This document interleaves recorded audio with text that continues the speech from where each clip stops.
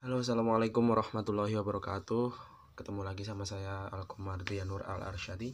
Kali ini saya ingin membahas tentang seputaran ibadah kurban. Karena ya hitungan hari lah, ya hitungan minggu. Tinggal tanggal 31 insya Allah. Tanggal 31 kita udah menunaikan ibadah kurban.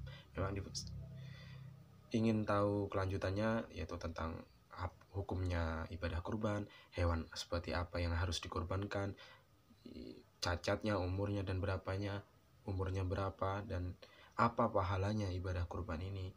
Jangan kemana-mana, tetap di channel saya, yaitu channel Alkom Al-Arsyadi.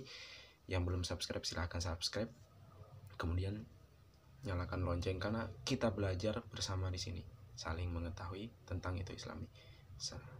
Mari, let's go.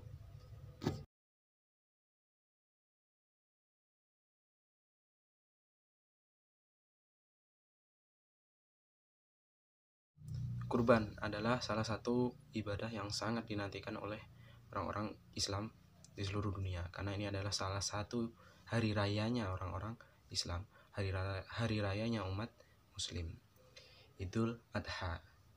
Ini dilaksanakan pada tanggal 10 Zulhijjah. Kemudian kurban ini tertera di perintahnya Allah langsung, firmannya Allah langsung, yaitu di surat Al-Kautsar. Insyaallah semuanya sudah hafal. Tadi saya bacakan dulu. A'udzubillahi minasyaitonirrajim.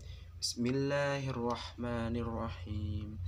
Inna a'tainakal kautsar fasalli lirabbika wanhar.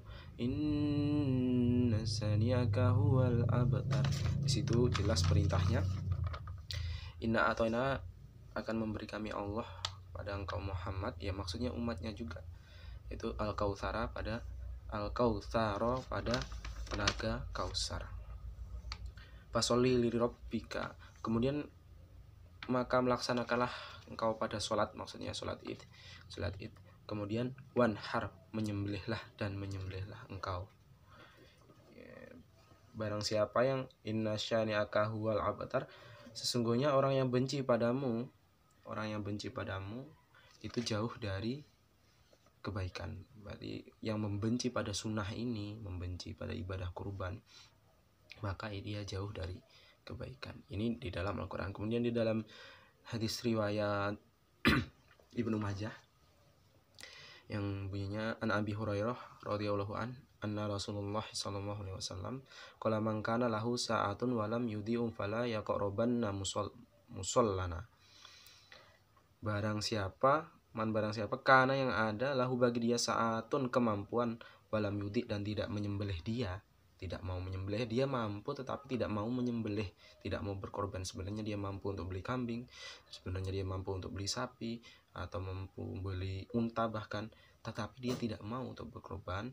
Fala yaqrabanna, maka jangan dekat-dekat dia, sungguh jangan dekat-dekat dia, seperti itu, musolana, pada tempat sholat kami. Berarti ya memang ini ibadah sunnah, tetapi bagi dia yang mampu ini adalah ibadah yang setengah wajib, seperti itu maksudnya. Kemudian itu untuk penjelasan hukum dari ibadah kurban. Untuk hewan yang diperbolehkan untuk dikurbankan, yaitu yang pertama ya pasti domba, kemudian sapi, domba ke atas, sapi, ya kerbau, kemudian unta, seperti itu. Untuk penjelasannya yaitu la tahbahu illa musinnatan ila ayyusara alaikum fatabahu jada'atan minaddon. Rawahu Muslim. Hadis riwayat Muslim.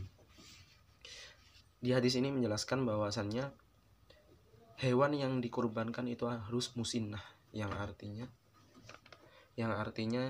yaitu umurnya cukup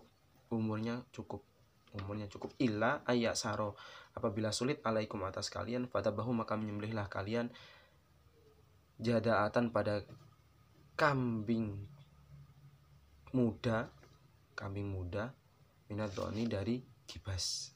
Ya kalau memang benar-benar sulit menemukan kambing atau hewan kurban yang sudah umurnya musinnah, di atas umur yang ditentukan, maka silahkan menyembelih kambing gibas, ya nggak apa-apa. Untuk batasan umurnya yaitu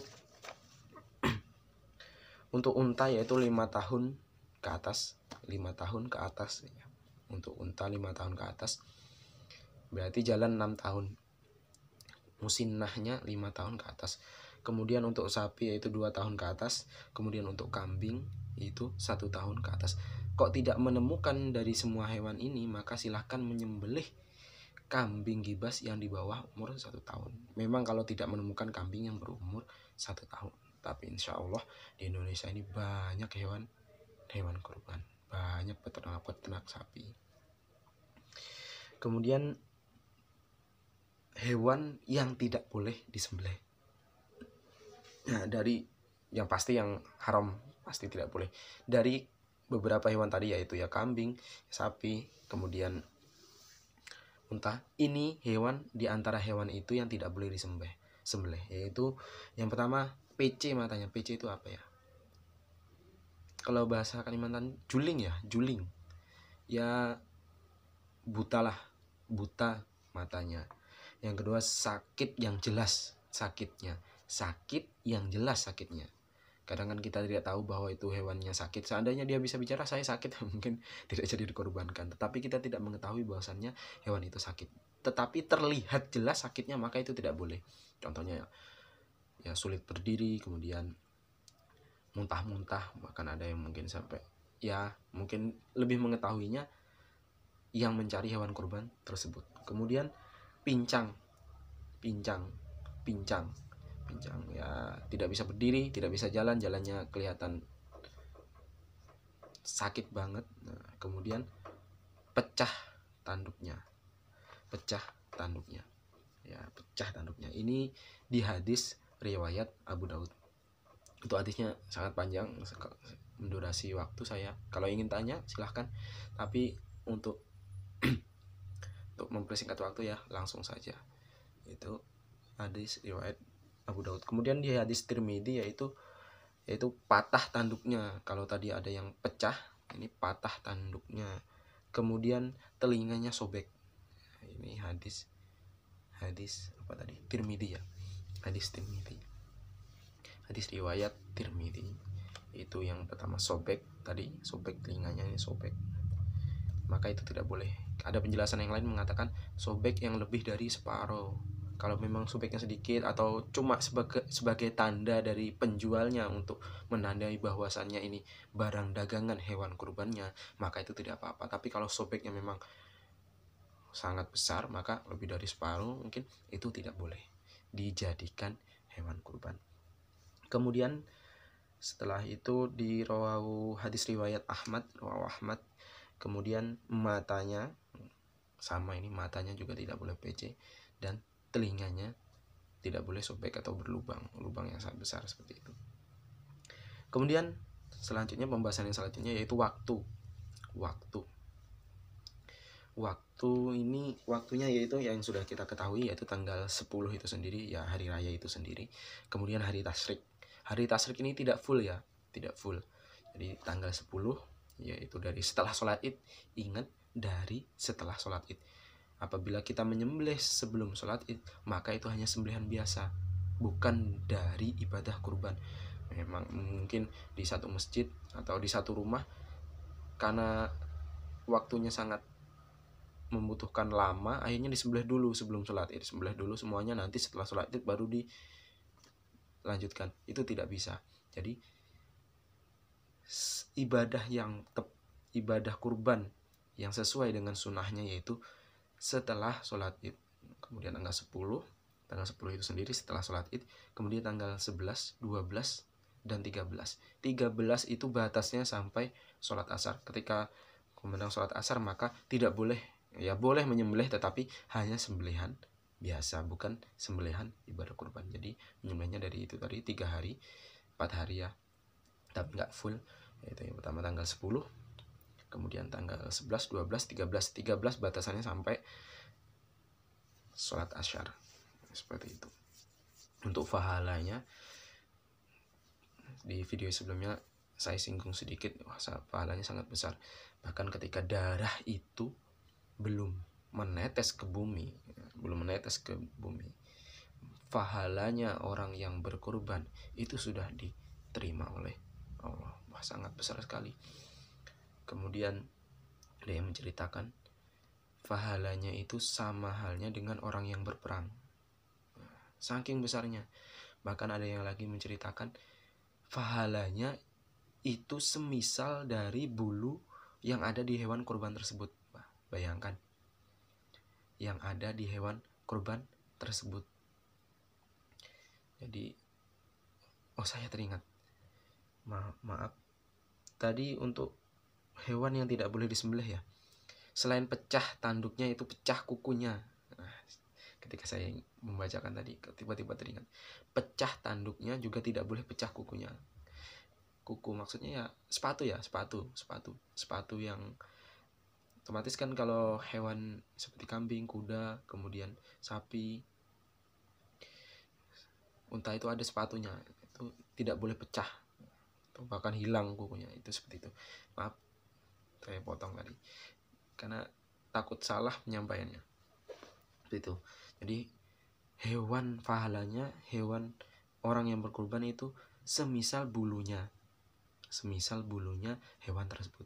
Jadi kalau siapa yang bisa menghitung bulunya hewan tersebut? Nggak ada, sangat banyak. Bahkan kalau kita cabut itu ada ratusan pahala. Nah, itu mendapatkan pahala yang sangat seperti itu. Bayangkan kalau satu kambing itu ada miliaran bulu, maka miliaran juga pahalanya. Belum lagi kalau itu niatnya memang benar-benar bersih, niat ibadah. Apalagi kalau benar-benar hartanya itu sangat dikeluarkan, sangat berat. Jadi pahalanya sangat besar.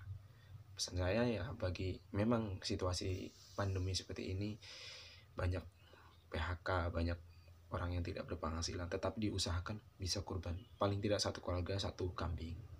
Alangkah bisa bahagianya saling membantu seperti itu. Mengingat pahalanya ini sangat besar. Kita cuma satu tahun satu kali menemui ibadah kurban seperti ini. Mungkin kurang lebihnya banyak yang tidak jelas, bahkan suara saya agak serak ini karena kurang sehat. Makanya kemarin di video sebelumnya kemarin saya nggak sempat upload jadwal setiap hari Minggu, agak telat 2 hari atau 3 hari hari Kamis.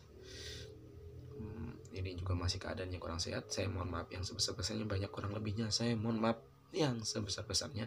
Untuk video selanjutnya saya ingin membahas tentang puasa Arafah, puasa sehari sebelum Idul Adha, puasa sehari sebelum Idul Adha tanggal 9 Zulhijjah, tentang pahalanya dan bagaimana tuntunannya. Akhiri qouli hadza, assalamualaikum warahmatullahi wabarakatuh.